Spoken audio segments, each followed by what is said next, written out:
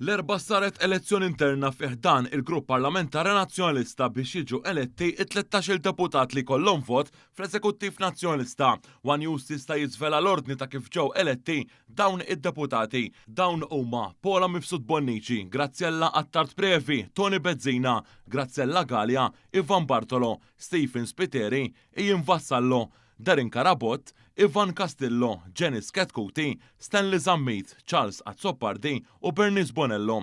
Jirriżulta li d-deputati Joe Giglio u Rebecca Borch baqgħu l-art li jfisser li sħabhom id-deputati stess ma vvutawlhomx. Din id-daqqa ta' ħarta politika kbira fil-konfront ta' dawn iż-żewġ deputati nazzjonalisti li tnejn li huma jipproġettaw lilhom infushom daqs li kieku kienu fost l-iprem deputati li għandu il-partit. Dan ir-riżultat kienu kol ta' disfatta għad-deputat nazzjonalista Darin Karabot li ħaseb li se jmur ferm aħjar anke jekk ġie elett u li żgur ma stennix li Paula Mifsud Bonnici, rival tiegħu fuq l-ewwel distret, se tmur ferm aħjar minnu. Persuni viċin il-Partit Nazzjonalista qalu l-One News li dan l-aħħar Karabot kien qed juri interess li jkun viċi kap nazzjonalista. Persuni tkellmu ma' One News qalu kemm fl-aħħar mit-tjum ta' Alex Borch bħala kap nazzjonalista, il-Partit Nazzjonalista, speċjalment il-grupp parlamentari tiegħu, kien għadu u jibqa' maqsum f'mitbiċċa.